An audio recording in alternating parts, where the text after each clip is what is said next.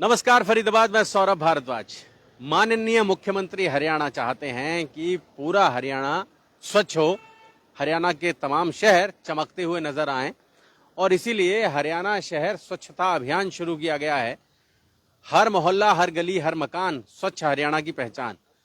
इसके लिए आज से 11 हफ्ते तक लगातार ये अभियान चलेगा और क्या क्या होने वाला है, हमारे साथ बीजेपी के वरिष्ठ युवा नेता हैं पंकज सिंगला, बात करेंगे उनसे। जी पंकज जी, जैसे कि आज आप देख रहे हैं कि पूरे शहर में, पूरे फरीदाबाद में स्वच्छता अभियान चलाया गया है, जिसमें शहरी स्वच्छता अभियान जिसका नाम दिया गया है।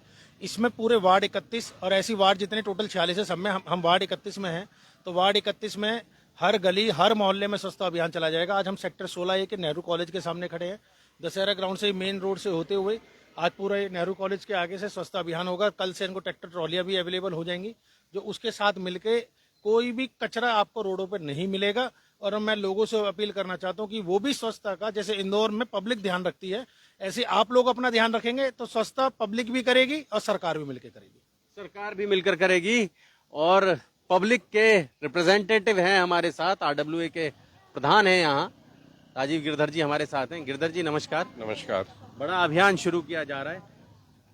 उम्मीद तो है कि इस बार बारिशें भी बहुत हुई है और सेक्टर की हालत भी बहुत खराब है, जैसा कि पार्षद साहब ने अभी प्रॉमिस किया है। और इधर जॉइंट कमिश्नर साहब से भी बात हुई है कि हमारे सेक्टर में आज से शुरू हो रहा है और कल संडे को भी काम होगा।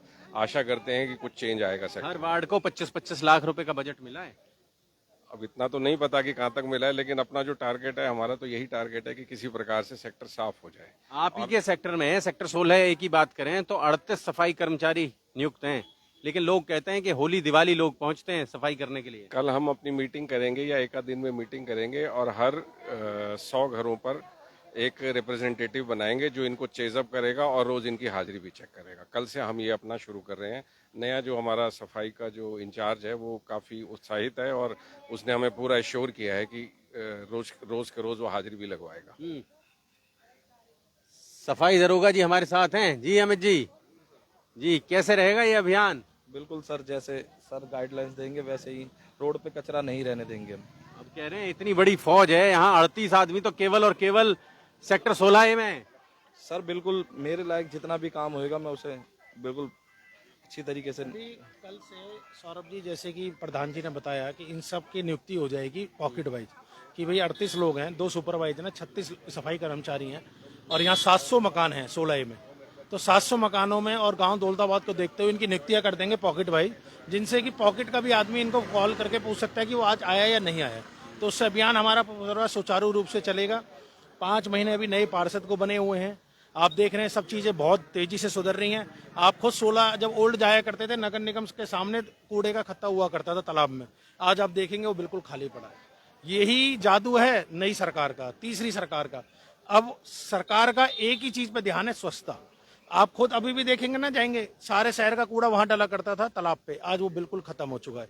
सब इन लोगों की, जो हमारे स्वच्छता में जो हमारे सहभागी हैं कर्मचारी, इन्हीं की मेहनत रंग ला रही है।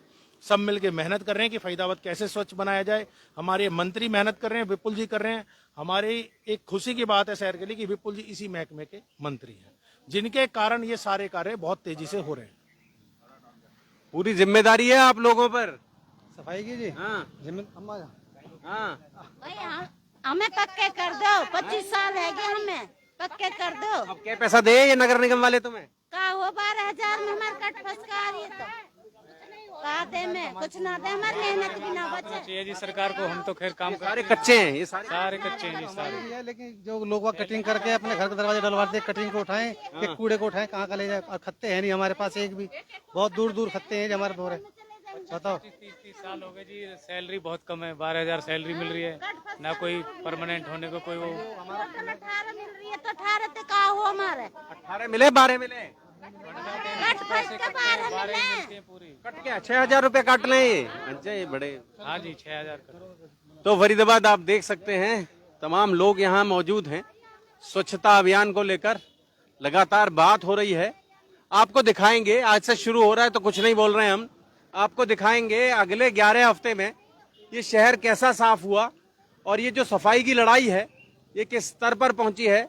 जोड़ेंगे आपको शहर की ऐसी ही और में। जी जी जी कुछ बोले आप भी। सर, स्वच्छ क्या शुभ नाम?